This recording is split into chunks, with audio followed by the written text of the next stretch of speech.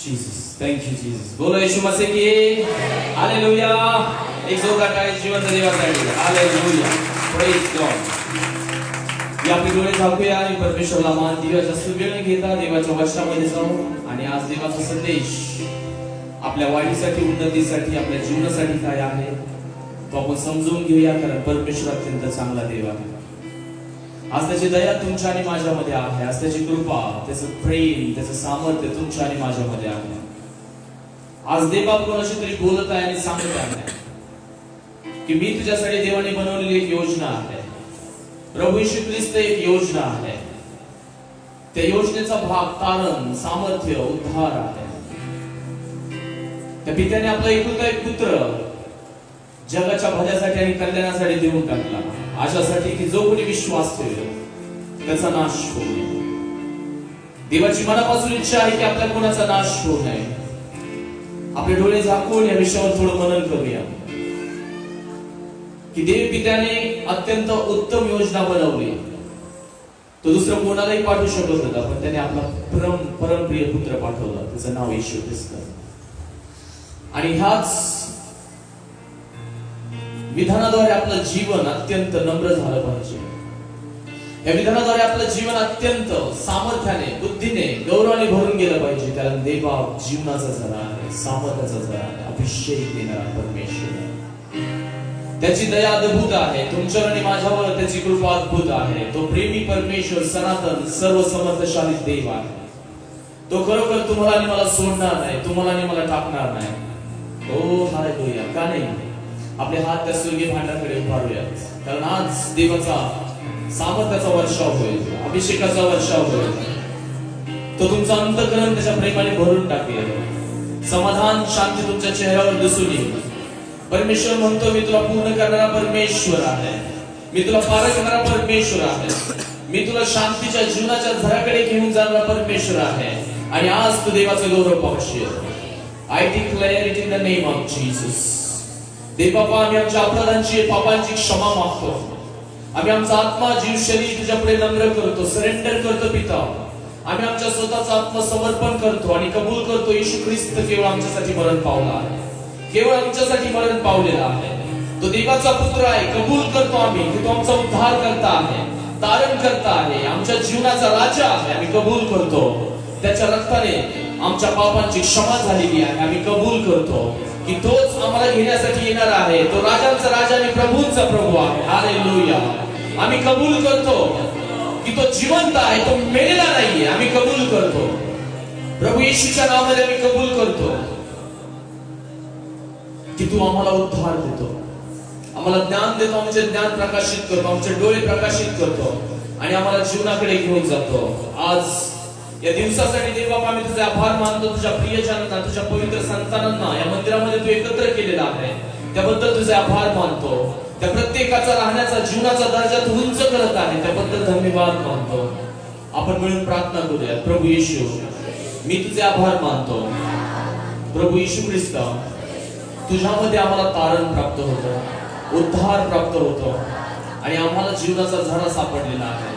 आज आम्ही तुला गौरव देतो, मान देतो, सन्मान देतो आणि विनंती करतो, आमच्या हृदयाशी बोल. तुझं वचन श्रेष्ठ आहे, ते अद्भुत आहे. म्हणून आमच्या आध्यात्मिक डोळे उघड, आमच्या आध्यात्मिक कान उघड. आम्हाला तुझी गरज आहे पिता परमेश्वर. तू आम्हाला शक्ती दिली, त्याबद्दल धन्यवाद. आज आम्ही वचन ऐकणार, मोकळीकता स्वीकारणार आहोत आणि बरे होणार आहोत. येशू ख्रिस्ताच्या नावामध्ये ही प्रार्थना मागतो. आमेन, आमेन, आमेन. जोरदार टाळी वाजवूया.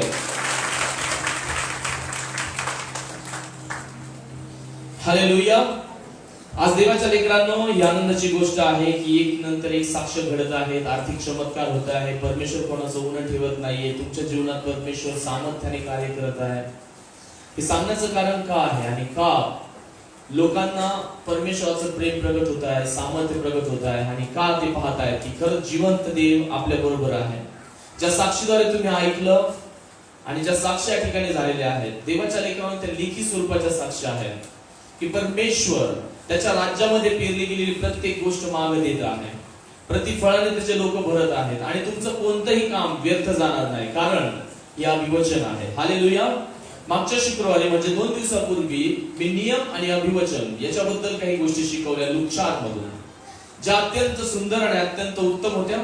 आणि त्यांना कळालं की देवाद्वारे बोलले गेलेले शब्द आपल्या जीवनात आपण कसे पूर्ण करायचे असतात. त्याच्यासाठी आपला दिनक्रम आपल्याला ठरवावा लागतो, जसं की प्रभू येशूचा होता. एक छोटस रिकॅप आपण त्याच्यामधून पाहूया आणि काही गोष्टीमध्ये पाहू. लूक याचा 4 अध्यायामध्ये या आणि मग आपल्या मूळ वचनामध्ये जाऊ. एक प्रस्तावनेचा भाग म्हणून मी मांडतो, कारण देवाच्या लेकरांनो, कित्येक जणांच्या अशा अडचणी मी ऐकतो आणि कित्येक जणांच्या समस्या ऐकतो. माझ्यामध्ये बोलले गेलेले शब्द पूर्ण होत नाहीत, माझ्यावर बोलल्या गेलेल्या भविष्यवाण्या पूर्ण होत नाहीत. आणि ज्यांच्यासाठी भविष्यवाण्या पूर्ण केल्या गेलेल्या आहेत देवाच्या लेखन, किंवा ज्यांच्या भविष्यवाण्या केल्या गेलेल्या आहेत ते आज कुठं आहेत? अनेक सेवक अनेक संदेश ते भविष्यवाण्या करतात, सेवक भविष्यवाण्या करतात, पण त्या भविष्यवाण्या पूर्ण होण्याच्या ऐवजी अचानकच दुसऱ्या घटना कसं घडतात. जसं की XYZ मुलगा असेल किंवा मुलगी असेल, त्यांच्यासाठी फार सुंदर भविष्य असतील, भविष्यवाण्या केलेल्या असतील, पण तुम्ही पाहणार की त्यांच्यासाठी केलेले जे भविष्यवाण्या आहेत, अचानक त्यांचं लग्न अशा ठिकाणी होतंय जे कधी चर्चला जाणारे नाहीयेत किंवा आज प्रभू ईश्वर विश्वास ठेवणारे नाही. भविष्यवाण्या पूर्ण होण्याच्या मार्गावर आलेल्या असतात, पण त्या भविष्यवाण्या पूर्ण होण्याच्या अगोदरच त्या कशा नष्ट केल्या जातील आणि त्या भविष्यवाण्या त्यांच्या जीवनामध्ये पूर्ण कशा होऊ दिल्या जाणार नाही याचा डावपेच तुमचा शत्रू शैतान बनवत असतो. इथं या मंडळीमध्ये असणारा प्रत्येक स्त्री, प्रत्येक पुरुष, बालक, तरुण, तरुणी कोणत्या ना कोणत्या स्वरूपामध्ये त्यांच्यावर भविष्यवाण्या झालेल्याच आहेत. त्यांच्यावर भविष्यवाण्या होतात आणि होत राहतील. इथून पुढे भविष्यवाण्याचा काळ येईल आणि परमेश्वर भविष्यवादाद्वारेच त्याचं वचन पूर्ण करतो. त्याचं वचन तो डिलिव्हर करतो, त्याचं वचन तो सांगतो, तो तुम्हाला संदेशही देतो, तो तुम्हाला सरळही करतो, तुमच्या चुकाही दुरुस्त करतो आणि तुम्हाला समजूनही घेतो. या सगळ्या गोष्टी करतो. पण ज्या काही घटना घडत आहेत की ज्यांच्यावर भविष्यवाणी आहे, अचानक त्यांच्या जीवनामध्ये नको ती घटना का घडते? कारण त्या भविष्यवाणीला धरून पर्याप्त त्यांच्याकडे ज्ञान नाहीये.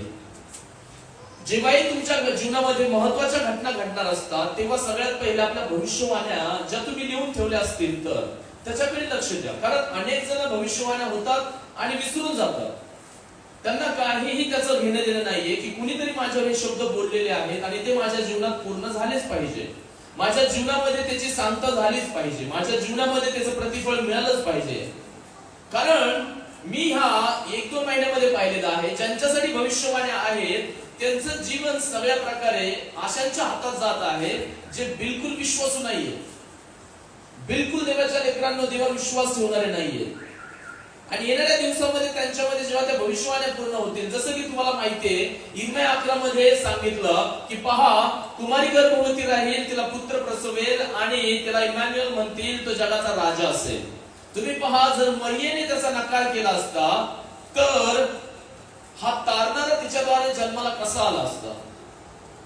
एक कुमारी गर्भवती राहील, ती एक राहील, कोणती असणार आहे माहित नाही, तिचं चरित्र, तिचं जीवन, तिचं राहणं, तिचं पावित्र्य कसं असणार आहे देवाने डिसाईड केलं, हे देवाने ठरवलं. पण शेवटी परमेश्वर मरियेचीच लागली. हे कृपा पावलेली स्त्री आहे, तुला परमेश्वराकडून अभिवादन असो. आणि ती भविष्यवाणी जी यशायाच्या ग्रंथामध्ये, इर्मियाच्या ग्रंथामध्ये दिली होती, ती मरियेला सांगण्यात आली. आणि जेव्हा मरियेला सांगण्यात आली त्यावेळेस ती म्हटली की ठीक आहे, परमेश्वराची योजना जशी आहे तसं हो. ती थोडा वेळ गोंधळली. याचा अर्थ आहे कोणतीही भविष्यवाणी तुमच्या जीवनात अगोदर पूर्ण होण्याच्या अगोदर गोंधळी, थोडा असा काळ येईल की जिथं तुम्हाला खरं काय खोटं काय हे समजणार नाही, किंवा याला हा म्हणावं नाही म्हणावं असा भ्रम निर्माण होईल. मरियेचा भ्रम निर्माण झाला होता. भविष्यवाणी लिहिली होती 1300-1500 वर्षापूर्वी, तोपर्यंत काय नाही. पण जेव्हा भविष्यवाणी पूर्ण होण्याचा वेळ आला त्यावेळेस काय झालं? गोंधळ निर्माण झाला. मरिया ही एक धार्मिक स्त्री आहे, ती पण मंदिरामध्ये किंवा जे काही त्यांच्यासाठी सभागृह बनवले होते, जिथं जाऊन त्यांना प्रभू येशू देवाबद्दलचा तोरा किंवा मोशेने घातलेले नियमशास्त्र शिकवायला जायचे, त्यावेळेस हे संदेश त्याचे पुस्तकं होते. यशाया आणि इर्मिया हे ते काळचे अत्यंत मोठे संदेश आहेत आणि ते इस्रायलभर प्रसिद्ध होते. आणि त्यांनी लिहिलेली जी काही भविष्यवाणी पुस्तकं होते ती प्रत्येक मंदिरामध्ये वापरली जायची. असं नसतं तर येशूने जे काही त्याच्याबद्दल भविष्यवाणी वाचलं ते यशायाच्या पुस्तकातून वाचलं. स्तेफन ज्या अधिकाऱ्याच्या मागे लागला होता, जो रथापासून चालला होता कृष्णाची कृत्य 8 मध्ये, तो देखील कशातून वाचत होता? यशायाच्या ग्रंथातून वाचत होता. म्हणजे तुम्ही पाहू शकता की भविष्यवाण्यामध्ये यशया हा अत्यंत एक मुख्य संदेश होता आणि त्याचा संदेश घेण्यासाठी लोक देशदेशातून येत असेल. आणि जेव्हा मरिया सभागृहामध्ये जात असे तेव्हा यशाच्या संदेशामधून त्यांना सांगितलं जाणार आहे. ते पहिला अध्याय असेल, दुसरा अध्याय असेल, तेव्हा अध्याय सिस्टीम नव्हती, परंतु ते सरसकट वाचलं जायचं. तेव्हा ती कुठेतरी ऐकत असणार आहे की पहा कुमारी गर्भवती राहणार आहे. काय वाटतं तुम्हाला, बरोबर आहे की नाही? की कुमारी गर्भवती राहणार आहे आणि तिला एक पुत्र होईल, त्याचं नाव इमॅन्युअल असणार आहे. तो जगाचा तारक असणार आहे आणि त्याच्याद्वारे उद्धार येणार आहे. ठीक आहे, ही भविष्यवाणी होती. पण तिला काय माहित होतं की ती एक कुमारी मीच आहे म्हणून? तिला माहिती होतं का? नो, ती एक कुमारी मीच आहे हे बिलकुल तिला माहिती नव्हतं, किंवा ती एक कुमारी मीच असणार आहे हे बिलकुल त्यांना काहीही ज्ञान नव्हतं. पण कुठंतरी जेव्हा ती गेली असणार आहे, वाचलं असणार आहे, ती भविष्यवाणी तिने स्वतःबद्दल वैयक्तिक करून घेतली होती. हे प्रभू, ती कुमारी मी असू दे. हे प्रभू, तू जगाचा उद्धार करता माझ्याकडून येऊ दे. हे प्रभू, त्याच्यासाठी लागणाऱ्या गोष्टी मी पूर्णपणे तंतोतंत पालन करण्यासाठी. तिला काय माहित होतं, पण ती कुठेतरी प्रार्थनेत बोलली असणार आहे. अचानक देवा कोणाला व्हिजिट देत नाही. जीवन देवाच्या सामर्थ्याने पुरेपूर भरलेलं पाहिजे. जरी तुम्हाला त्याच ज्ञानाद्वारे अज्ञान असेल तरी पण परमेश्वर तुम्हाला भेटायला येऊ शकतो. पौल जो आहे तो अगोदर शौल, तो देवाच्या लेकरांना तुम्ही पाहून घ्या, देवाच्या वचनामध्ये आणि देवाच्या शास्त्रामध्ये अत्यंत पारंगत शिक्षक आहे, पण त्याचं जीवन पूर्णतः अज्ञानावर आधारित आहे. शौलाचा पौल झाला आपण असं म्हणतो ना. कोणाचा पौल झाला? शौलाचा पौल झाला आपण असं म्हणतो. त्याचं जीवन अत्यंत शिक्षित आहे. गमलीएल नावाचा जो काही शिक्षक, त्या काळचा प्रतिष्ठित व्यक्ती, त्याच्या युनिव्हर्सिटीमध्ये त्याने संपूर्ण शास्त्राचं पठण केलेलं आहे. तिथं तो शिकलेला आहे आणि तो अत्यंत हुशार विद्यार्थी आहे. आणि हा शौल ख्रिस्ती लोकांचा छळ करत आहे. स्तेफनाला दगडमार करण्यासाठी त्याने परमेश्वर आणलेली आहे. त्याच्या आदेशानुसार त्याला स्तेफनाला दगडमार झालेली आहे, त्याला नष्ट करण्यात आलेला आहे. स्तेफनाने कोणालाही शाप न देता फक्त आपल्या परमेश्वराकडे नजर लावले. त्या ठिकाणी येशू त्याचं स्वागत करत असताना त्याला पाहत आहे आणि जसं तो बोलतोय अजून त्यांना राग येतो की तो देवाबद्दल काय करत आहे, ढोंग करत आहे. आणि हा ढोंगी आहे, ब्लास्फेमिंग करत आहे. म्हणून याला अजून मोठे दगड मारा आणि लगेच एका क्षणात त्याला संपवलं. त्यावेळेस दगड मारणारे जे होते, त्याचा नियम होता की आपल्या अंगावरचे जे काही मोठे झगे असतील किंवा कुडते असतील की जी पळताना त्याच्या मागे लागतील किंवा आपण पडू शकतो, ते सगळे झगे किंवा कुडते त्यांनी शौलाच्या पायाजवळ ठेवले होते की तू हे सांभाळ, आम्ही त्याला मारतो. अशा पद्धतीने हा शौल हुशार, ज्ञानी, बुद्धिमान असूनही अज्ञानाचं जीवन जगत होता. इट इज पॉसिबल चर्च, हे शक्य आहे की तुम्ही ख्रिश्चनही असाल, तुम्ही बायबल वाचणारे असाल किंवा तुम्ही चर्चला येणारे पण असाल, पण तरी पण अज्ञानात राहू शकता. इट इज पॉसिबल, हे शक्य आहे. आणि जर तुम्ही या सगळ्या गोष्टीला जाणीव ठेवूनही तुम्ही जर अज्ञानामध्ये असणार तर निश्चित तुमच्याकडून शैतान तीच गोष्ट करून घेणार आहे जी त्याला आवडते. देवाला आवडणाऱ्या गोष्टी तुमच्याकडून देव करण्याचा प्रयत्न करत असेल, पण मधली भिंत कोणती आहे? अज्ञान. सगळ्यात तुमचं मोठं युद्ध, तुमचं दुखणं, तुमचं त्रास, फायनान्स किंवा देवाच्या लेकरांनो रडणं, आजार, तिरस्कार ह्या गोष्टी नाहीये, किंवा तुम्हाला आशीर्वाद नाहीये, हा तुमचा मुळीच प्रॉब्लेम नाहीये, किंवा तुम्ही कोणत्याच भागात आशीर्वादित नाहीये, हा तुमचा मुळीच प्रॉब्लेम नाहीये. तुमचा खरा आणि मूळचा प्रॉब्लेम जो आहे तो आहे अज्ञान. हे तुम्ही तुमच्या मनावर ठसवून घ्या. एखाद्या विशिष्ट गोष्टीमध्ये मला जर त्रास होत आहे, मला इमोशनली त्रास होत आहे, या गोष्टीमध्ये माझं अज्ञान कुठं आहे, मला याच्याबद्दल माहिती करून घ्यायची आहे. मला आर्थिकरित्या त्रास होत आहे, मला याचं अज्ञान माहिती करून घ्यायचं आहे. काय तुम्ही पाप केला आहे किंवा तुम्ही काही अपराध केला आहे म्हणून बऱ्याचशा गोष्टी तुमच्या जीवनामध्ये घडत नाही. पापाचं वेतन मरण आहे आणि ते मरण देवाच्या लेकरांनो न्यायाच्या दिवशी पापी लोकांना अप्लाय होतं. पण जितक्यांनीही प्रभू येशूचा स्वीकार केलेला आहे आणि जितक्यांनाही प्रभू येशूच्या रक्ताचं सामर्थ्य माहिती आहे, बायबलमध्ये लिहिलेलं आहे, प्रत्येक पापापासून परमेश्वराने त्यांना दूर केलेला आहे आणि त्यांचे पाप नष्ट करून त्या स्त्रीला, त्या पुरुषाला प्रभू येशूच्या रक्ताने शुद्ध केलेला आहे. बोलो येशू मसीह की.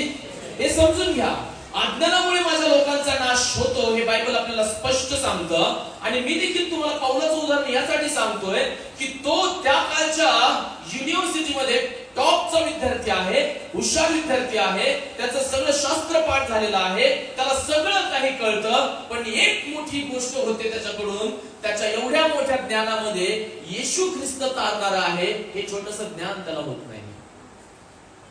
हे छोटंसं ज्ञान होत नाही. येशू ख्रिस्त तो मसीहा आहे हे छोटीशी गोष्ट त्याला कळत नाहीये. आणि त्याच्या अज्ञानामध्ये तो संपूर्ण जगातल्या ऍटलीस्ट त्या येरुशलेम, यहुदा आणि शमरोन मधल्या ख्रिस्ती लोकांचा इतका भयंकर छळ कळत आहे. दगडमार असेल, त्यांना जेलमध्ये टाकणं, त्यांना कारागृहामध्ये टाकणं, त्यांना फटके मारणं, वेगवेगळ्या प्रकारचं टॉर्चर करणं, वेगवेगळ्या प्रकारचं त्यांना शिक्षा देणं, त्यांना खूप सगळ्या प्रकारे यातना शौलाद्वारे शैतान करून घेतो.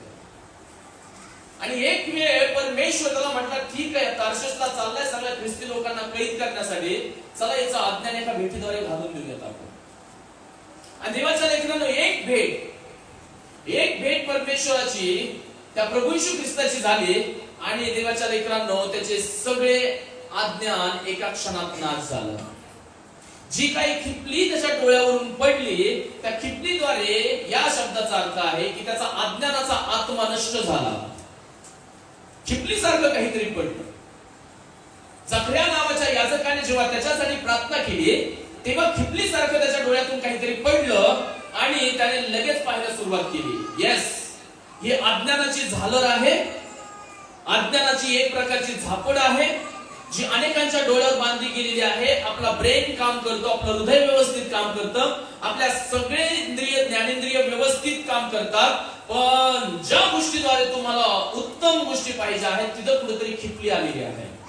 आणि त्याच खिपलीद्वारे शैतान तुमच्या जीवनामध्ये वेगवेगळे काम करत राहतो. अत्यंत अनितीचे, अत्यंत अज्ञानाचे आणि जे तुमच्या जीवनाला सुधरू शकत नाही असे काम करू शकतो. म्हणून आपल्या जीवनामध्ये एक तत्व असणं गरजेचं आहे. मी जर एक चांगला ख्रिस्ती आहे किंवा मी एक चांगला ख्रिस्ती व्यक्ती आणि ख्रिस्ती स्त्री आहे तर मी वाईट नागरिक असू शकत नाही. मी लोकांबरोबर वाईट असू शकत नाही. नेव्हर. मला ह्या सगळ्या गोष्टी ज्ञानाने घ्यायच्या आहे. आणि तुम्ही पहा की जेव्हा प्रभू येशूची भेट त्याला झाली, सगळ्यात मोठा सगळ्यात मोठा प्रेषित पौल बनला.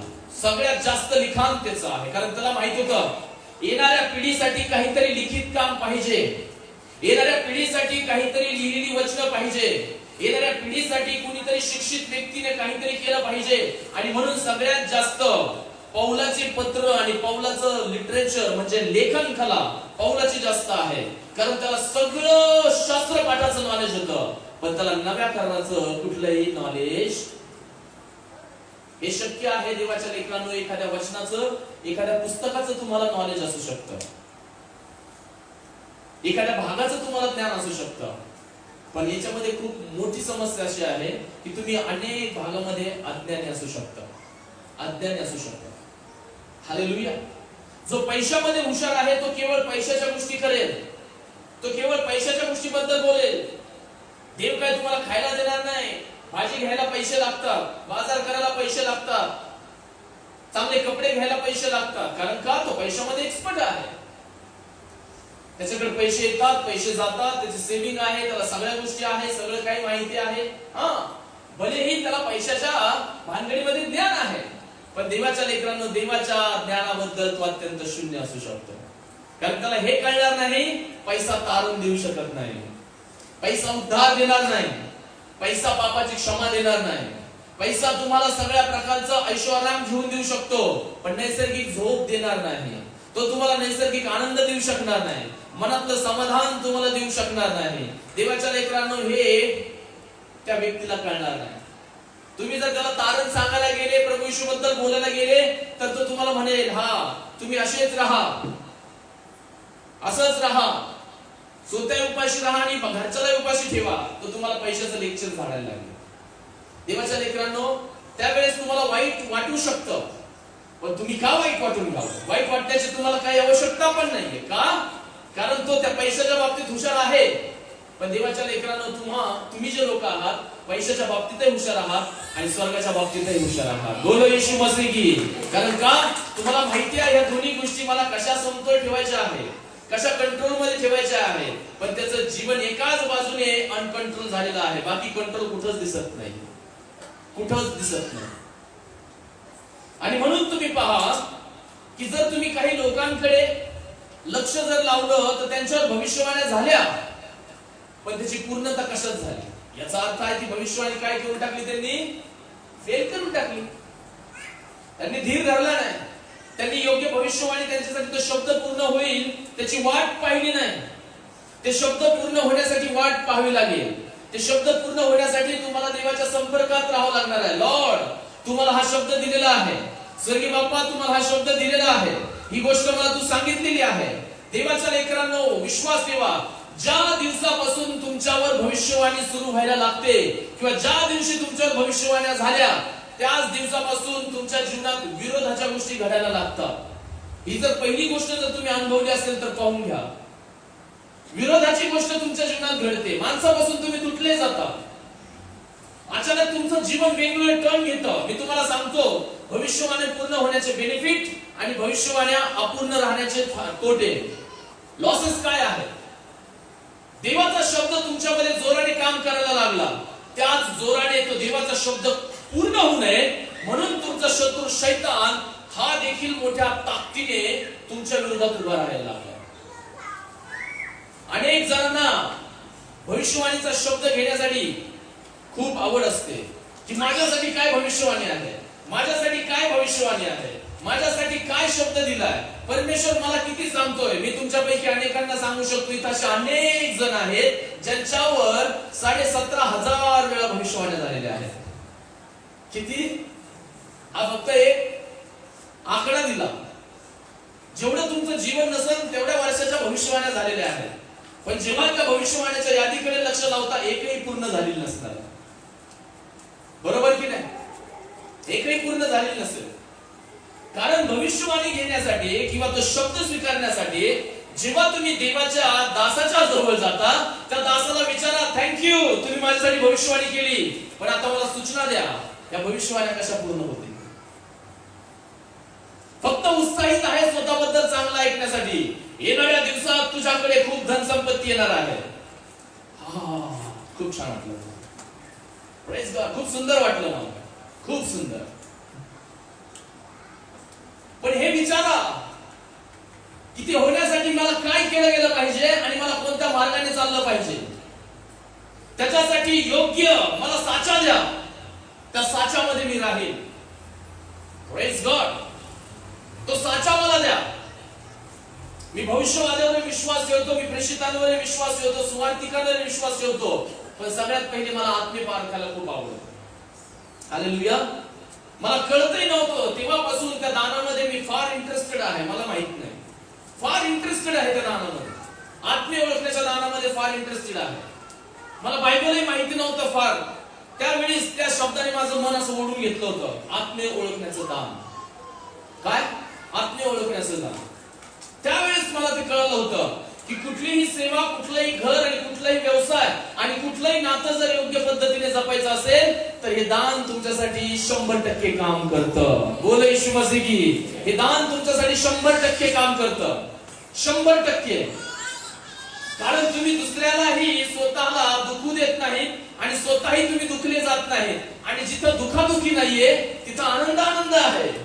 तुमच्या जीवनात फक्त दुखवादुखवी असेल ना तर तुम्हाला आनंद नाही, निराशेच्या गर्तेत तुम्ही पडता आणि कम्प्लीटली तुमचं जीवन अत्यंत त्या दशेसारखं होऊन जातं जिथं केवळ हळच हळ आहे, जी निराशेची छाया आहे, जी निराशेची एक व्हॅली आहे, जिथं जीवन नाहीये, जिथं आरोग्य नाहीये, जिथं आनंद नाही, काही नाहीये, काही नाही. पण देवाच्या लेकरांनो, माझी इच्छा आहे की तुमच्यावर आज किती भविष्यवाण्या झाल्या असतील, त्या भविष्यवाण्या सगळ्यात पहिले लिहून ठेवा. सामुदायिक झाल्या असतील, वैयक्तिक झाल्या असतील, आणि देवाकडे जा आणि प्रामाणिकपणे जा. प्रभू, आज इतके वर्ष झालेले आहेत की माझ्यावर या दासाने भविष्यवाणी केली होती.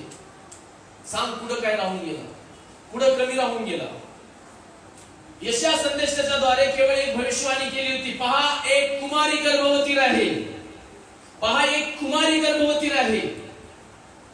त्या कुमारीचं नाव होतं, ती कोणत्या गावातून होतं, ती कोणत्या ठिकाणाची असेल होतं, ती कशी दिसणार आहे होतं. एक कुमारी गर्भवती राहिली, बस एक भविष्यवाणी आहे. पण तीच कुमारी असणार आहे हे कुणी डिसाईड करायचं? देवाने डिसाईड केलं नव्हतं. एक कुमारी राहिली,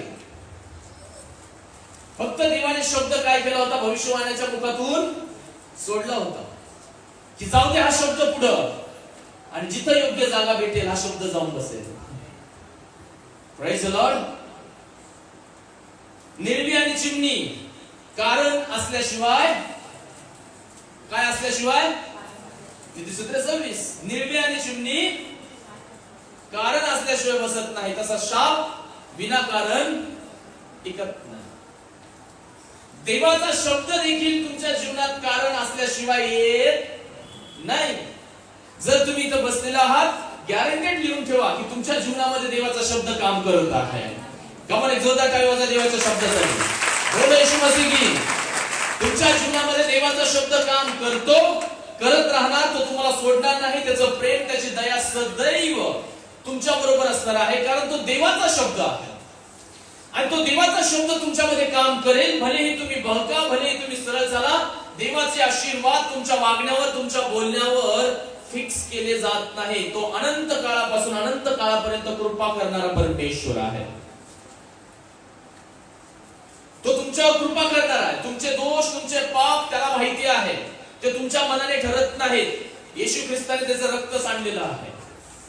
ते तुमच्या मनाने ठरत नाही की तुमच्या बरोबर काय होणार आहे, काय नाही होणार आहे. ते तुमच्या सचदेव बुद्धीने, तुमच्या हृदयाने किंवा तुमच्या ब्रेनने ते ठरणार नाही. देवाची कृपा ठरवणार आहे की तुमच्या बरोबर काय झालं पाहिजे. पण जेव्हा तुम्ही देवाच्या कृपेचा फार मोठ्या प्रमाणात अनादर करायला लागता, अपमान करायला लागता, फार मोठ्या प्रमाणामध्ये देवाच्या लेकरांनो त्याचा खूप विश्वासघात करायला लागता, इतका की तुमच्या जीवनाकडे पाहून बाकीचे लोक देखील आपला विश्वास टाकून देतात, आपल्या जीवनाचं तारू फोडून घेतात, आणि तुम्ही केवळ एक उदाहरण बनून राहता. अरे हा देखील व्यक्ती, ही देखील स्त्री चर्चला जाणारी आहे, त्याचं काय झालं, त्याचं पुढे काय झालं? पहा, आज तर दारूतच परत पडलाय, आज तर भांडणातच परत पडलाय, आज तर हेच करत बसलाय.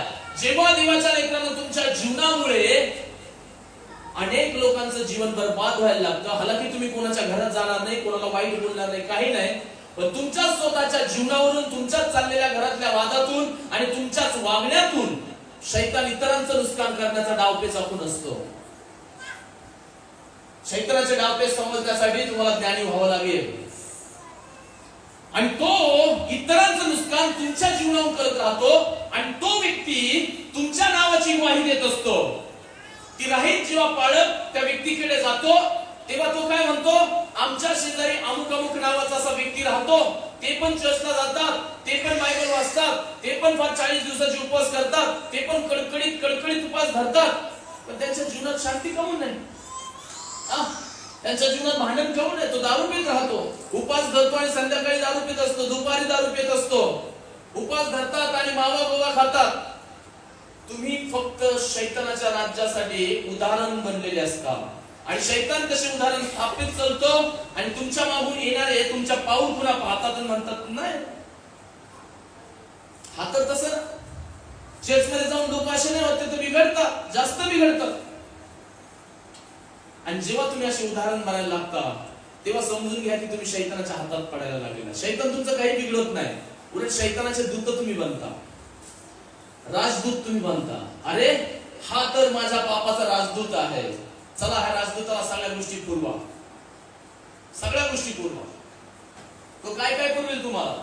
तुम्हाला मित्र पुरविल जे तुम्हाला फुकट दारू पाजवतील, तो तुम्हाला स्त्रिया पण पुरविल ज्या तुमच्या बरोबर बसून रात्रंदिवस निंदा करतील, चुगल्या करतील, ज्या तुमच्याबद्दल तुमच्याविषयी बोलून नुसतं एकमेकांची कानं भरतील आणि सकाळ संध्याकाळ भांडणं, वाद.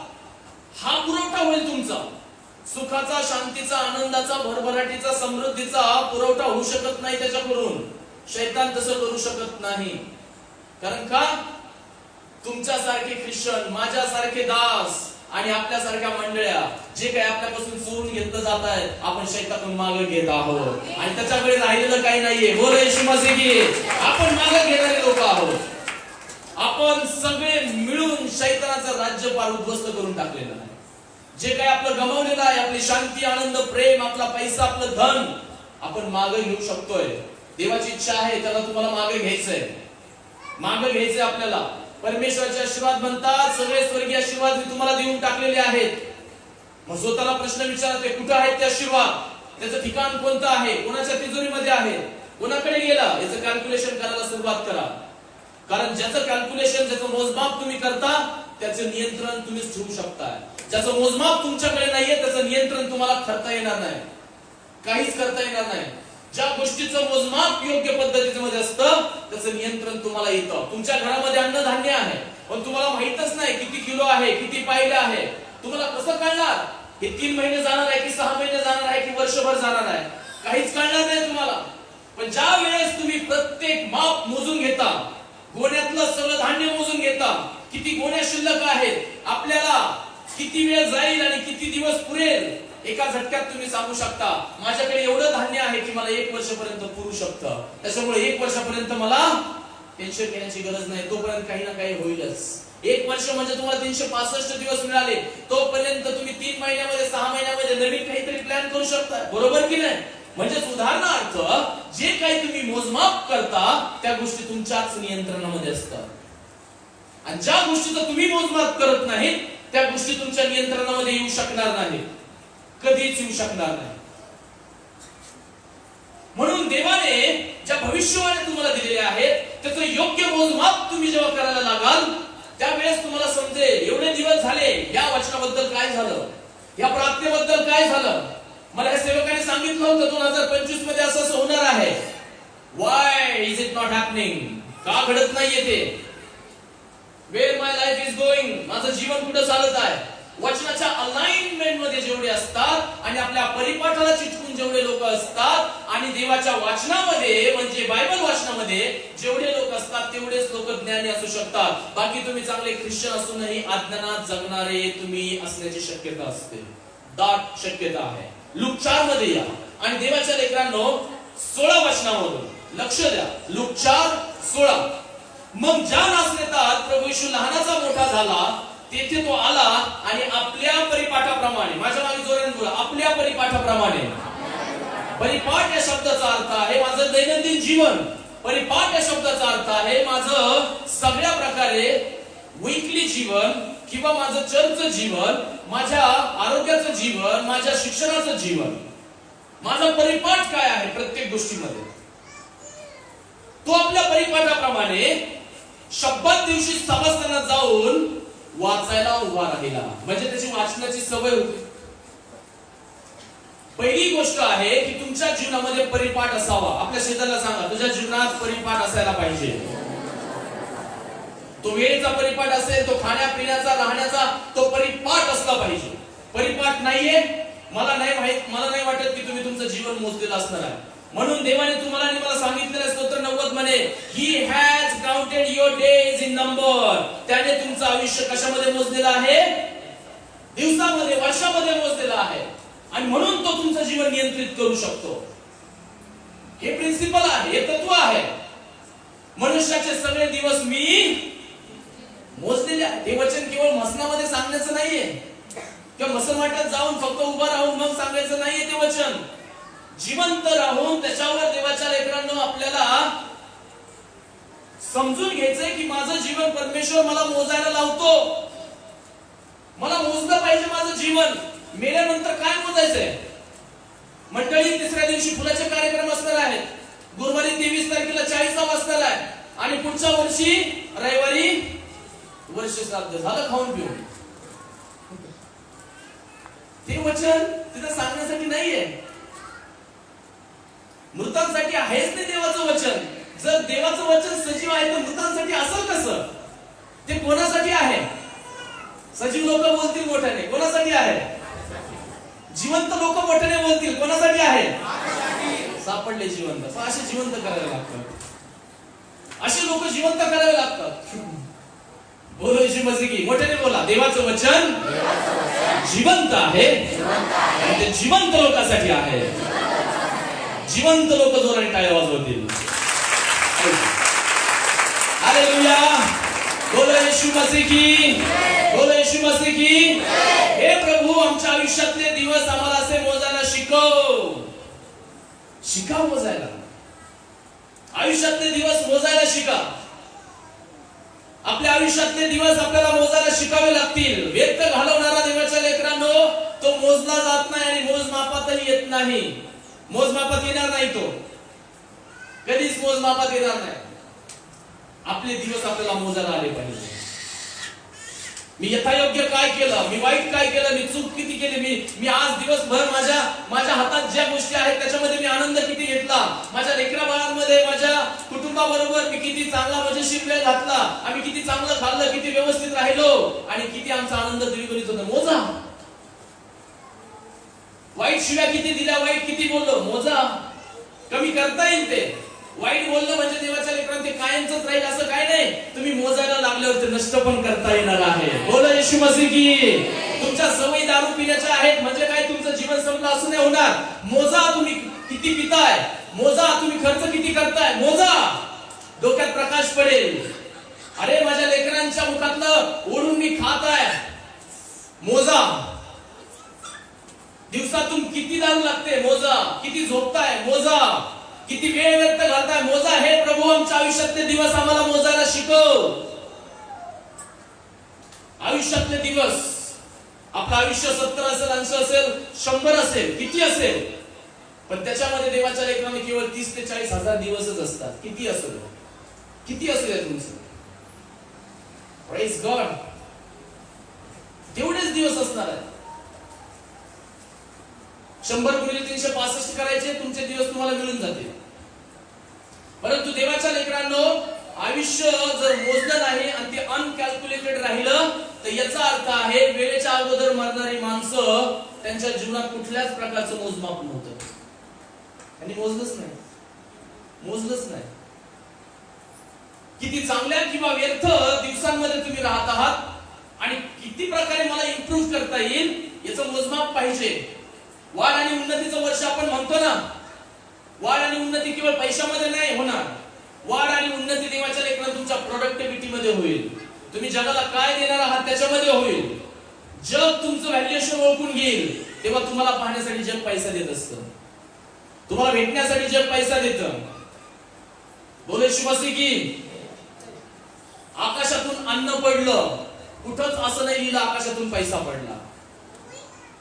आकाशातून काय पडलं, अन्न पडलं, अन्न। अन्नाचा पाऊस झाला, मान्ना पडला, पण पैसा पडला नाही। देवासाठी जो काही कराचा कोश बनवायचा होता ते लोकांनी त्यांच्या कमाईतून दिलं, पण देवाने दिलं नाही। देवाच्या लेकरांनो, परमेश्वर तुम्हाला भूक ठेवत नाही, परमेश्वर तुम्हाला उपाशी ठेवणार नाही। अन्न वस्त्र निवारा परमेश्वर तुम्हाला देणारच आहे, पण बाकीच्या गोष्टीसाठी तुम्हाला ज्ञान मिळावं लागणार आहे। हालेलुया। मग ज्या नासलेला तो लहानाचा मोठा झाला तर तिथं तो आला आणि आपल्या परिपाठाप्रमाणे शब्दात दिवशी सभास्थानात जाऊन वाचायला उभा राहिला। परिपाठ असू द्या, परिपाठामध्ये मोजमाप असू द्या, मोजमाप ठेवा, मोजा, प्रत्येक क्षण मोजा, प्रत्येक वेळ मोजा, आपल्या केलेल्या प्रार्थना मोजा, दिवसातून किती वेळा प्रार्थना झाल्या, नाही झाल्या, मोजा। तुमचा 1 दिवस, 2 दिवस, 5 दिवस, 10 दिवस प्रार्थना नाही झाल्या म्हणजे तुमच्याकडून पाप झालं किंवा देवा रुसला असं होत नाही। देव नेहमी आनंद करतो, माझं लेकरू माघारी येत आहे, बस तेवढ्यातच मला आनंद आहे। बोलो येशू मसीह की। उदया पुत्र मागे येत आहे, तेवढ्यातच त्याला आनंद आहे। तुम्ही काय केलं, काय नाही केलं याचं अकाउंटिंग होणार नाहीये, पण अकाउंटिंग तुमच्या मुखातून बोललेल्या शब्दांचं होणार आहे। हिसाब तुमच्या मुखातल्या शब्दांचा होतो, मोजमाप आहे। आपल्या तोंडावर जोपर्यंत तुम्ही मोजपट्टी ठेवत नाही, एक वेळ येईल ते तुम्हाला मोजलेला आढळणार नाही, पण तुमचे शब्द देवाने मोजलेले असतील आणि तो म्हणला आता हिसाब दे। हिसाब तोच मागू शकतो ज्याने तुमचा अभ्यास केलेला आहे, हिसाब तोच मागू शकतो ज्याने तुमच्यापेक्षा जास्त गृहपाठ केलेला आहे, आणि हिसाब तोच मागू शकतो ज्याच्याकडे तुमच्यापेक्षा जास्त ज्ञान आहे, ज्याच्याकडे तुमच्यापेक्षा जास्त माहिती आहे, तो हिसाब मागू शकतो आणि तो केवळ देव आहे।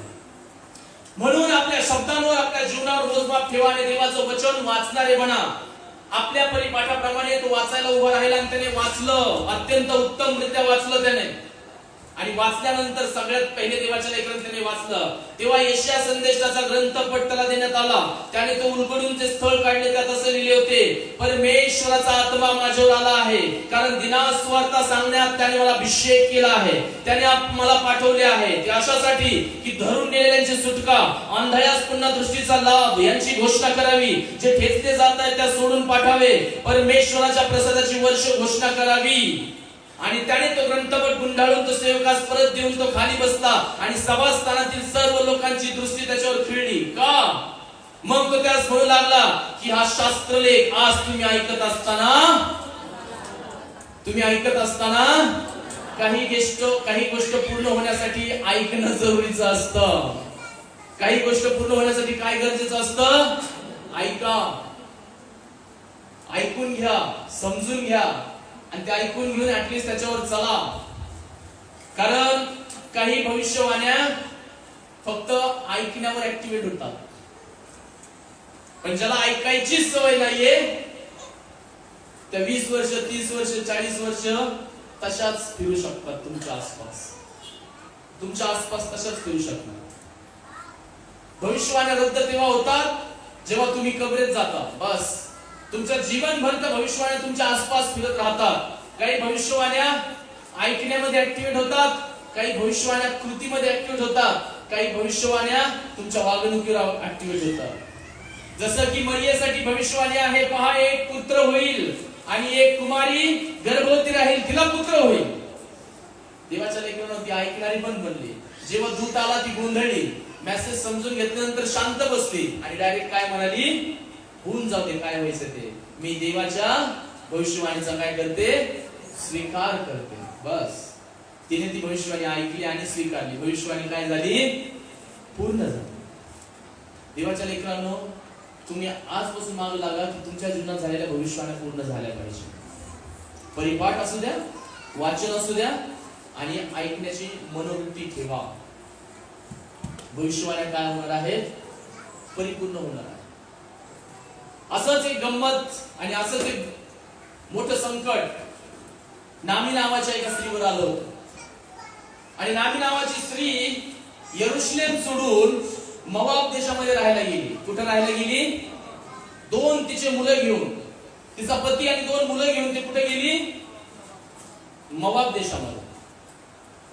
आणि नामीच्या काळामध्ये कोणाचं राज्य असायचं? जजेस, शास्त्र लोक असायचे. आणि शास्त्र लोक असल्यामुळे तिथं काही वेळेस न्यायात गडबड व्हायची, काही गोष्टी चुकीच्या व्हायच्या.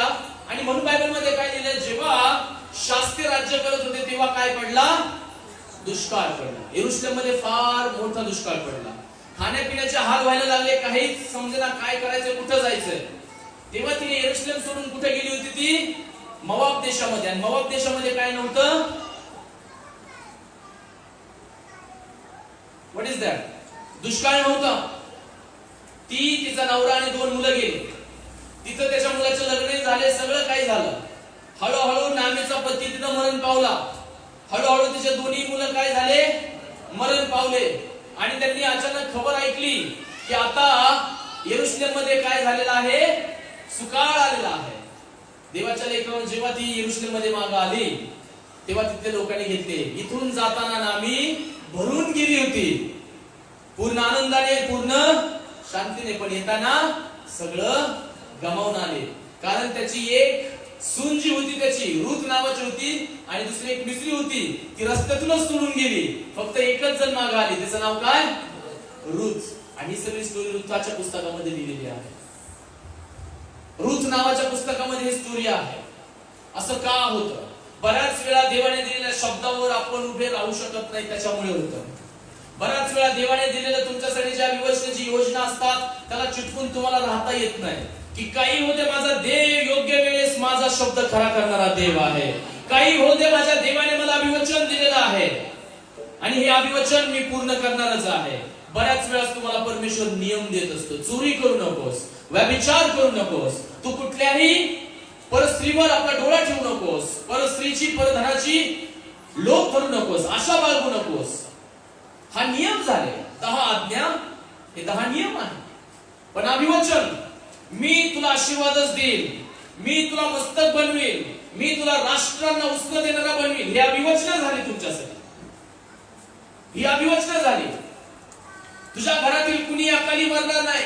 ती स्त्री असेल, पुरुष असेल, इवन तुझे गुरढोर असतील, त्याचं वस्त्र देखील अकाली मरणार नाही. हे अभिवचन आहे.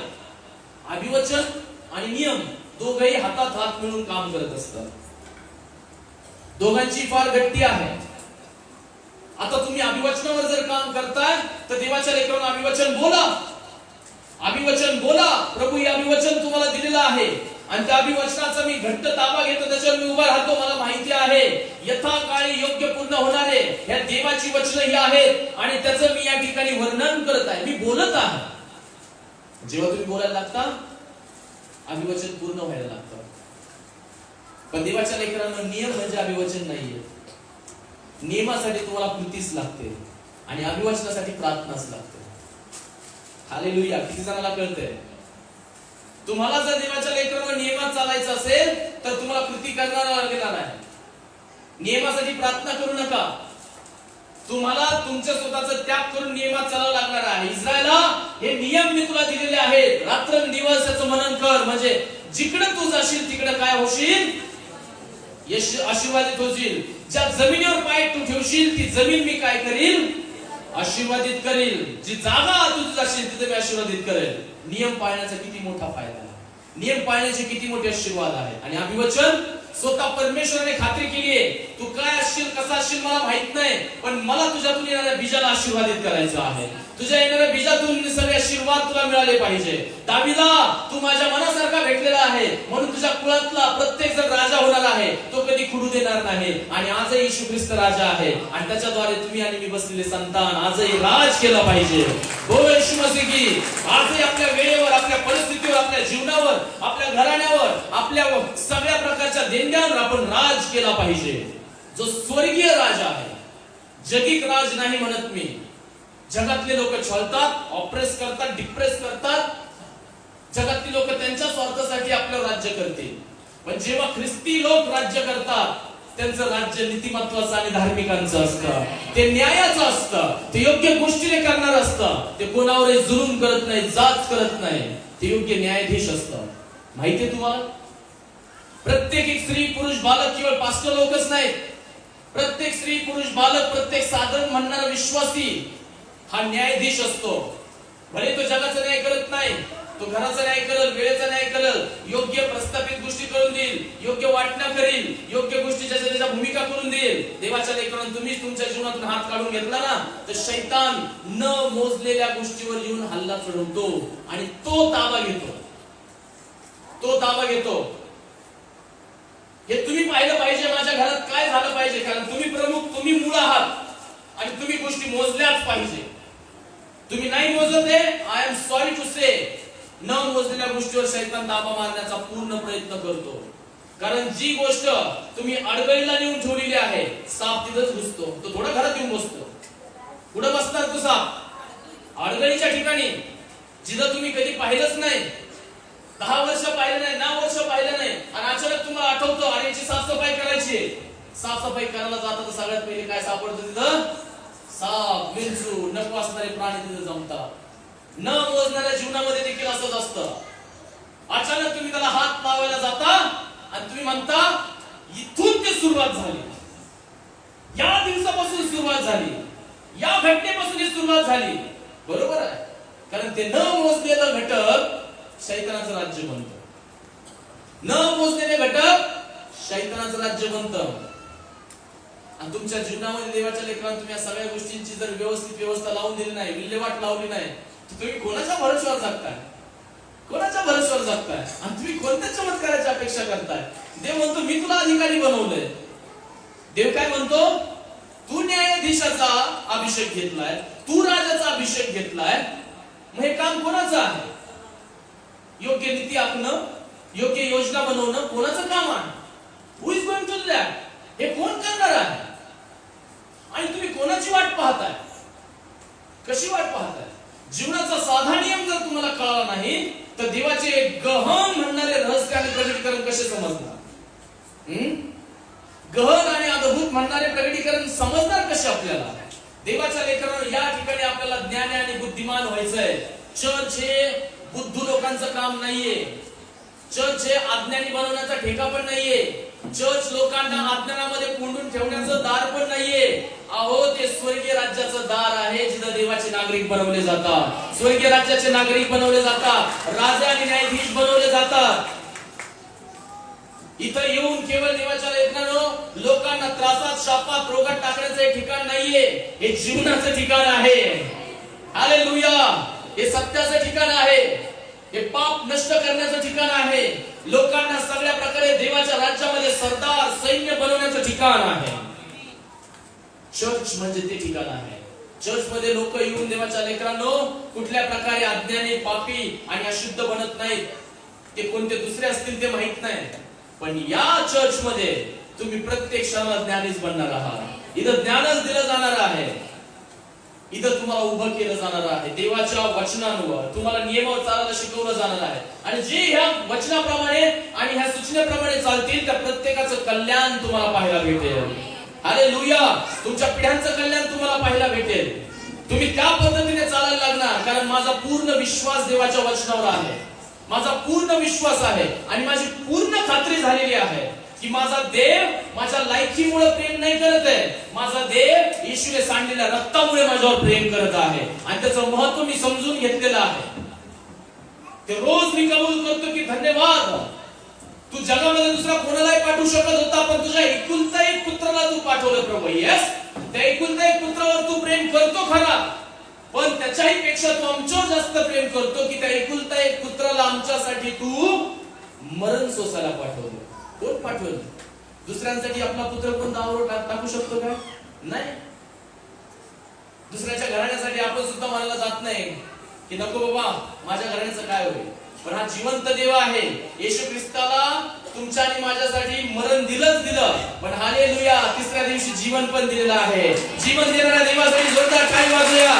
आणि मी डिक्लेअर करतो येशूच्या नावाने तुमच्या जीवनामध्ये तुम्ही जगणार, उत्तम पद्धतीने जगणार, जीवनामध्ये तुम्ही आनंदाने चालणार आणि तुम्ही भरभराटी पाहणारच आहात. बोलो येशू मसीह की. आज हा दिवस देवाच्या लेकरांना तुमच्यासाठी देवाने दिलेला आहे. तुम्ही काही गमवा म्हणून नाही. नामीचं उदाहरण यासाठी सांगितलं की बायबलमध्ये असे पण घटक आहेत जे देवाचे असूनही बरेचसे गमवणारे बनले. येरुशलेम सोडून, येरुशलेम म्हणजे भाकरीचं घर. देवाच्या लेकरांना ज्या भाकरीच्या घरात दुष्काळ पडला, सगळं काही पडलं आणि ते नाव येरुशलेम म्हणजे भाकरीचं घर. थोडा वेळ दुष्काळ पडला, थोडा वेळ, पण गमावलं किती मोठं लागलं. शेवटी त्या ठिकाणी भाकर आली, अन्नही आलं, सुकाळही आला, पण गेलेली माणसं आली का? गेलेली माणसं आली का? नाही आली. तुमचं प्रत्येकाचं नाव हे फक्त नाव नाहीये. मी रहस्य सांगतो, तुमच्या प्रत्येकाचं नाव एक भविष्यवाणी असते. तुमच्या प्रत्येकाचं नाव काय असतं? भविष्यवाणी असते. भविष्यवाणी, भविष्यवाणी. हालेलुया. ती भविष्यवाणी असते. देवाच्या लेकरांनो, एक गोष्ट नेहमी लक्षात घ्या. जर तुम्ही पती पत्नी असाल आणि तुम्हाला जर रोज नवीन वाटायचं असेल आणि तुमच्या जीवनात रोज आनंद वाटायचा असेल, माझं लग्न होण्याच्या अगोदर देवाने मला सांगितलं होतं आणि त्याच्या अगोदर मी संदेश दिला होता, पती आणि पत्नीने ओ आणि ऐ असं नाही म्हणायचं.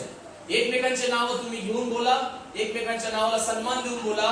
पहा, 99% तुमच्या जीवनात भांडणं कमीच होतात. आणि दिसतच नाही, दिसणारच नाही. हे लिहून घ्या, दिसणारच नाही. किती जण इथं असे आहेत की ओ आणि ऐ चालतं? ओ आणि ऐ चालतं का? हा, त्याचे अर्थ माहिती आहेत का तुम्हाला? हा, त्याला अर्थच नाहीयेत. त्याला काय नाहीये? अ आणि ऐ हे फक्त स्वर आहे. आणि स्वरामध्ये जोपर्यंत व्यंजन येत नाही तोपर्यंत शब्द बनत नाही. तोपर्यंत काय बनत नाही?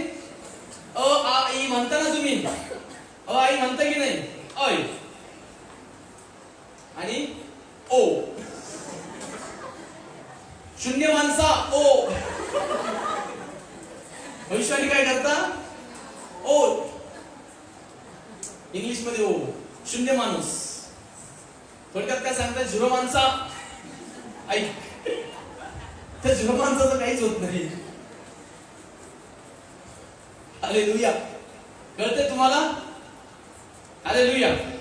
सो जेव्हाही तुम्हाला पाहायचं आहे की भविष्यवाणी देवाने जेव्हा प्रगट केलं, तीच भविष्यवाणी सांगतोय की खरंच तुमच्या जीवनामध्ये तुम्हाला भविष्याने प्रगट करायचं असेल, छोट्या छोट्या गोष्टी समजून घ्याव्या लागतील. छोट्या छोट्या गोष्टी समजून घ्याव्या लागतील. तुमचं नाव भविष्यवाणी आहे. आपल्या शेजाऱ्याकडे पाहून म्हणा, तुझं नाव भविष्यवाणी आहे. तुझं नाव भविष्यवाणी आहे. हालेलुया. जसं की तुम्हाला माहिती होतं, याकोबाच्या नावाचा अर्थ काय? चीट करणारा. अजून काय? अजून काय? सांगा सांगा. फसवणारा, युक्तीने हिसकावून घेणार.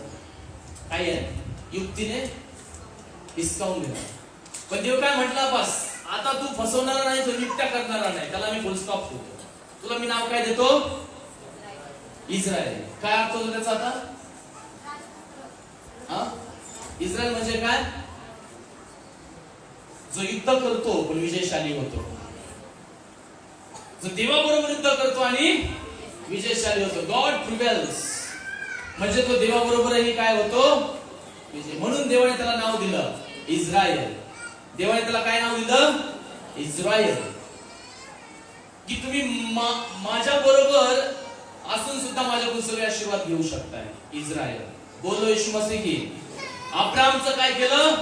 अब्राहम विश्वासाचा पिता. साराचं काय केलं? साराचं काय केलं? सारा म्हणजे काय? अर्थ काय होतो साराचा? जननी माता. या सगळ्या प्रकारे देवाच्या लेकरांना तरी विश्वासाची माता, हे सगळं काही देवाच्या लेकरांना तरी नाव होतं. या भविष्यवाण्या काय आहे? त्या भविष्यवाण्या केल्या. आणि जर या भविष्यवाण्या त्याने केल्या, तर आता मला तुम्ही सांगा की जेव्हा तुमचं नाव तुम्हाला दिलं जातं, का तुमच्या नावात नेहमी गडबड्या केल्या जातात? कारण ती भविष्यवाणी. कारण तुम्हाला जीवनभर त्याच नावाने हाक मारायचे ना, त्याच नावाने. एखाद्याचं नाव मूर्खच ठेवा, मूर्ख ठेवा, आणि त्याला तुम्ही नेहमी त्यासाठी भविष्यवाणी काय करणार? अय मूर्ख इकडे. अय तो मूर्ख कुठे गेला? कुठे गेला तो मूर्ख? त्याचं नावच मूर्ख. पण मूर्ख एक विशेषण आहे. मूर्ख काय आहे? विशेषण आहे. आणि जर ते विशेषण आहे तर ते विशेषणाप्रमाणेच तो करायला लागेल. बरोबर की नाही? तो करायला लागेल. काही नावं अशी आहेत जे देवाच्या लेकरांना कम्प्लिटली वाईट, अनाथपण, अशुद्धपण, अमंगळपण याला दाखवतात. म्हणून तुम्हाला तुमची नावं माहिती पाहिजे. आणि जेव्हा त्या नावाने तुम्ही हाक मारता, विशेष करून पती पत्नी असेल किंवा त्या टायटलने तुम्ही हाक मारता, याचा अर्थ आहे तुम्ही आदराने त्यांच्यासाठी भविष्यवाणी करत असता. तुम्ही काय करत असता? भविष्यवाणी. सगळ्यात महत्वाची गोष्ट ही समजून घ्या. हे रहस्य तुम्हाला कोणी सांगणार नाही. शैतान डावपेच तुम्हाला समजणार पण नाही की शैतान कोणत्या लेवलचे डावपेच करत आहे. शैतान कोणत्या लेवलचे डावपेच करत आहे. आज सगळ्यात जास्त जे काही वाढलेलं आहे समाजामध्ये, चोरी, डाका याने वाढलं, सूटपत्र वाढलेले आहे, घटस्फोट वाढलेले आहे. सगळ्यात जास्त काय वाढलेले समाजात? घटस्फोट वाढलेले आहे. सगळ्यात जास्त घटस्फोटाचे केसेस चालू आहेत सगळीकडे. त्याचं कारण काय आहे? देवाच्या लेकरांचं कारण हेच आहे की कुठल्याच प्रकारे त्या कुटुंबामध्ये नाविन्य नाही, जीवन नाही. आणि ह्या भविष्यवाणी, आज भविष्यवाण्याचा विषय आहे म्हणून मी सांगितलेला आहे. स्वर्गीय पित्याने तुमच्या आणि माझ्यासाठी हजारो वर्षापूर्वी भविष्यवाण्या करून ठेवलेल्या आहेत. अनुवाद 28 वाचलं तर ते अभिवचन पण आहेत आणि भविष्यवाण्या पण आहेत. ते एका पिढीसाठी नाहीये, तुझ्या पिढीतून येणाऱ्या तुझ्या पिढींसाठी, तुझ्या पिढीतून येणाऱ्या तिसऱ्या पिढीसाठी, चौथ्या पिढीपर्यंत, तुझ्या हजारो पिढ्यांपर्यंत माझी दया कृपा राहावी म्हणून मी तुला हे देत आहे. आज देवाच्या लेकरांनो अनेक जण या गोष्टीतून स्ट्रगल करत आहेत, त्रासातून जात आहेत. आणि माझी इच्छा आहे की तुमच्यावर झालेल्या सगळ्या भविष्यवाण्या पूर्ण व्हाव्या.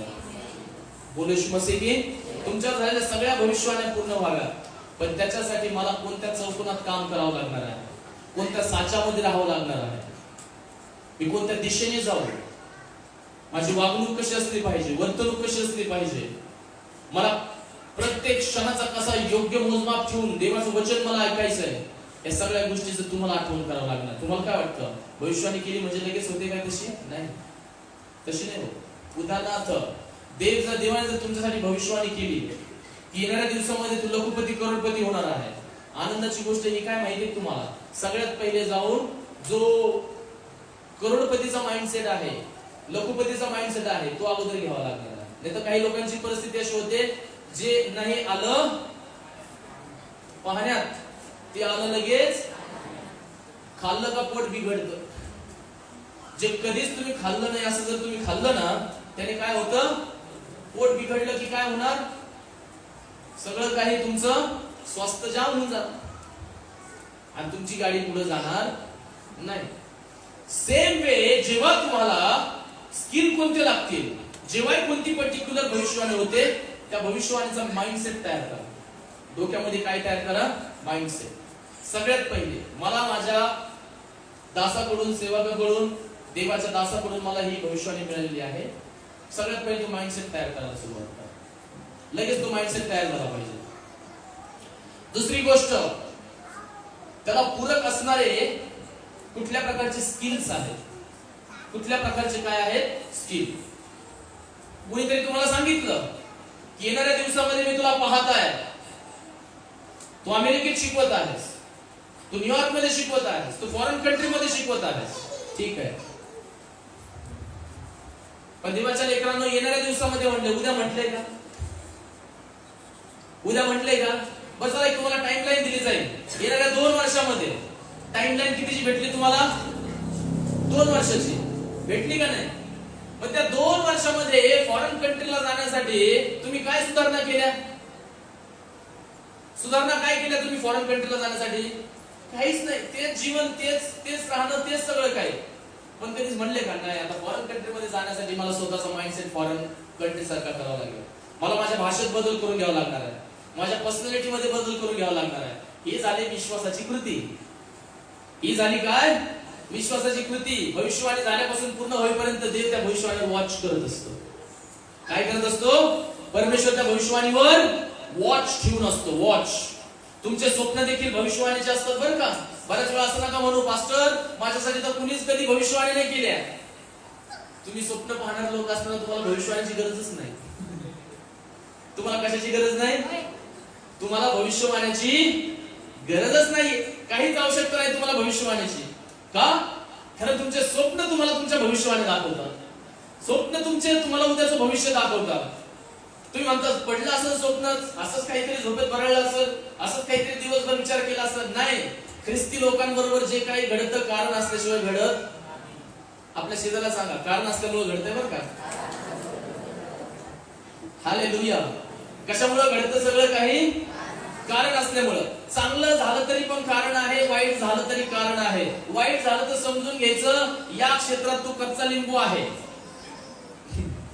मग मला काय व्हायचंय, पक्का लिंबू व्हायचं. बोलायची मस्ती, मला काय व्हायचंय, पक्का लिंबू. आणि जर चांगलं घडतंय तर समजून जायचं, अरे वा, देवाने मला बरोबर माझ्या दिशेने चालवलेलं आहे. चलत राहा. स्किल घ्या, स्वतःमध्ये बदल करा, भाषा शैली बदला, बोलण्याची स्टाईल, वागण्याची स्टाईल, वर्तणुकीची स्टाईल बदला. तिथल्या गोष्टीचा अभ्यास करायला लागा, तिथल्या कायद्याचा अभ्यास करायला लागा, तिथं कसं राहतं, कसं वागलं जातं, वातावरण काय आहे, स्वतःला त्या पद्धतीने. त्याला म्हणतात भविष्यवाणी निर्माण करण्याचं, भविष्यवाणी पूर्ण करण्याचं स्किल्स आहे. हालेलुया. भविष्यवाणी पूर्ण करण्याचं स्किल्स आहे. आणि जेव्हा ह्या कृती तुम्ही करायला लागता, देव पाहतो, अरे हा तयार आहे, हा काय आहे, त्याच्यासाठी तयार आहे, हा त्याच्यासाठी तयार आहे. जेव्हा मी माझ्यासाठी भविष्यवाणी लिहून ठेवल्या, तेव्हा माझ्यासाठी भविष्यवाणी नव्हत्या झाल्या, तेव्हा देवाबरोबर मी करार केला होता की प्रभू मला ह्या मागण्या पाहिजे. जसं काय मी एखाद्या दुकानदाराकडे चाललोय, छटाक डाळ, औषध, तांदूळ, साखर, पत्ती, हे जसं काय मागत अशी किराण्याची यादी लिहून ठेवली होती आणि लिहून ठेवली त्याप्रमाणे करायला लागलो. 2005 मध्ये ते केलं. 5 वर्षांनी ते पूर्ण व्हायला लागलं. 5 वर्षाने काय झालं, त्या सगळ्या पूर्ण झाल्या आणि येणारे 5 वर्ष 2009, 10, 11, 12, 13, 14 एवढे सगळे 5 वर्ष मी रोज विमानात असायचो. रोज कुठल्या ना कुठल्या देशात, रोज कुठल्या ना कुठल्या भारताच्या स्टेटमध्ये 2014 पर्यंत असं साधारण सुद्धा विमानाच्या खाली नव्हतं. गाय जमिनीला पायच लागत नव्हतं. विमान झालं का कार झालं का 5 स्टार हॉटेल, 5 स्टार आले का दारातच कारतून लगेच विमानात. फक्त जायचं, चर्चमध्ये उतरायचं, ट्रेन करायचं, सगळीकडे फिरून यायचं, सगळ्यांना व्यवस्थित सांगायचं. ते फॉरेन कंट्री असेल, इकडे असेल, देवाच्या लेकरांना येण्या जाण्याची सगळी आमची काळजी संस्था घ्यायची. फॉरेन कंट्रीज ते किती महागडे विमान असू द्या, कार असू द्या, भाडं थोडं सगळं ते द्यायचं. कारण ते लिहून ठेवलं होतं. तसं जीवन मी पाहिलं म्हणून मला माहिती आहे की परमेश्वर काही करू शकतो तुमच्या जीवनामध्ये. तसे बदल करायला लागतो. मला माहित होतं देव मला वर्ल्ड वाईड देणार आहे. देवाने मला इंग्लिश शिकण्याची मोटिवेशन केली. मी शिकलो, इतकं शिकलो की देवाच्या लेकरांना फॉरेनच वाटायला लागलो. इंग्लिश जेव्हा बोलेल तेव्हाच पाहणार तुम्ही, आता नाही. आणि कुणी बोलणार मला की अरे तुमची भाषा तर फॉरेन सारखंच वाटते. हा, वाटते. कारण का? त्याच्यासाठी सराव केला, त्याच्यासाठी भाषा बदलली, त्याच्यासाठी सगळी टेक्निक काय करून घेतली, पाहून घेतली, सगळी टेक्निकॅलिटी चेंज केली आणि सगळ्या प्रकारे स्वतःला तयार केलं. कसं बोललं जातं, पाठांतर केलं, देवाची मदत मागितली, देवाकडून कृपा मागितली, प्रभू मला असं बोलायचं बस, आणि प्रिपरेशन करत गेलो. नाही तर पहिले माझे ऍक्सेंट याच रोडचे होते. शब्द कोणत्या रोडचे होते? तुमच्या मागे बसलेला रोड आहे तो, तुमच्या मागे असलेला रोड, त्याच रोडचे होते, बाकी काही नव्हतं. पण सगळं काही बदलून गेलं. वाय? स्किल आणि माइंडसेट, या 2 गोष्टी तुमच्या भविष्याने पूर्ण करायला लागतात की त्या पद्धतीने मला राहायचंय. तुम्ही सामान्य तौरवर मोठ्या गोष्टीचे भविष्यवाण्या आणि स्वप्न पाहू शकत नाही जोपर्यंत तुम्ही बदल करायला लागत नाही. तुम्हाला पाहिजे स्टँडर्ड पाहिजे, तुम्हाला उंच लेवलचं जीवन पाहिजे, तुम्हाला हाय लेवल जगायचंय, तुमच्या पिढी आशीर्वादित व्हायला पाहिजे. तुम्हाला आजच तसं जगावं लागेल. भले तुमच्या खिशात फुटकी कवडी नसेल, पण असं जगा की तुमच्याकडे खूप काही आहे. देव तो कॉन्फिडन्स पाहतो. अरे आहे तुझ्यामध्ये, आहे तुझ्यामध्ये. हालेलुया. तेरे पास है कुछ तो मैं कुछ करूंगा तेरे लिए. कारण जोपर्यंत आपली नोंद कुणी घेत नाही ना, तोपर्यंत आपल्याला कुणी उचलतच नाही. बोल येशू मसीह की आपण असं काही केलं पाहिजे की देवाने माझी नोंद घेतलीच पाहिजे, देवाकडून आपली नोंद झालीच पाहिजे. बस, जीवनाच्या पुस्तकात नोंद आहे माझी हे आपल्याला कळतं. पण जगातही ती नोंद घेऊन मला जगामध्ये देखील स्वर्गीय राज्याप्रमाणे जगता आलं पाहिजे. देवाने माझी नोंद घ्यायची आहे. इथपर्यंत तुमचं जीवन अत्यंत स्थिर. तुम्ही इथं अत्यंत मरगळलेल्या अवस्थेत जगू शकत नाही, अत्यंत टाकाऊ वेळापत्रकामध्ये जगू शकत नाही, अत्यंत हलक्या विचारसरणीवर तुम्ही जगू शकत नाही. अहो देवाच्या लेकरांनो, तुम्हाला तुमच्या पिढ्या सगट वर यायचं आहे. पिढ्या सगट. तुम्हाला एकट्यालाच वर येऊन काय होणार नाहीये. तुम्ही एकटेच वर गेले ना तर सगळे तुमचे पाय खेचतील, तुम्हाला जाऊ देणार नाही. तुम्हाला त्यांना देखील घेऊन शिकवण देऊन तुम्हाला वर यायचंय. शैतान सहजासहजी होऊ देणार नाही. दानियेलाच्या प्रार्थनेचं उत्तर सुद्धा 21 दिवस अडवलं होतं. एवढा प्रभावी असून किती, एवढा प्रभावी असून किती दिवस उत्तर अडवलं होतं त्याचं? 21 दिवस लढाई चालली होती दानियेलाच्या उत्तरासाठी. 21 दिवस. सोपं नाहीये. 21 दिवस लढाई. दानियल इतका परमप्रिय पुरुष आहे देवासाठी, जवळचा माणूस आहे.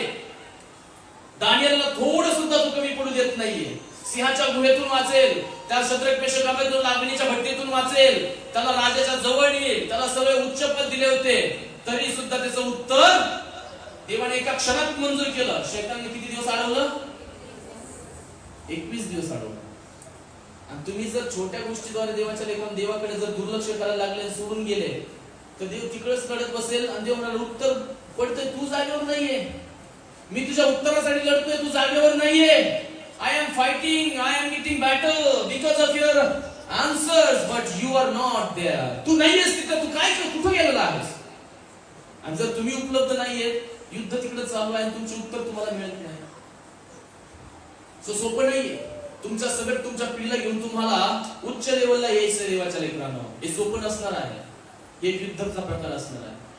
किती जणांना कळतं मी काय सांगतो? आणि जर ह्या गोष्टी तुम्हाला समजलेल्या आहेत तर आज मी जे सांगितलेले आहे, माइंडसेट बदला, स्किल घ्या, तुमच्यासाठी झालेल्या भविष्यवाणीच्या त्या आशयाकडे जरा व्यवस्थित लक्ष द्या, त्या लिहून काढा आणि त्याच्यानुसार देवाच्या स्वतःमध्ये बदल करा. एक वागण्याचा साचा आहे, एक कृतीचा साचा आहे. त्याच्यामध्ये नियम आणि अभिवचन या दोन गोष्टी लागू करा आणि पहा तुमचं जीवन कसं वर यायला लागणार आहे आणि परमेश्वर तुम्हाला तुमच्या पिढीला सगळ्या प्रकारे आराम देणार आहे. जोरदार टाळी वाजवून आपल्या पायावर उभं राहू.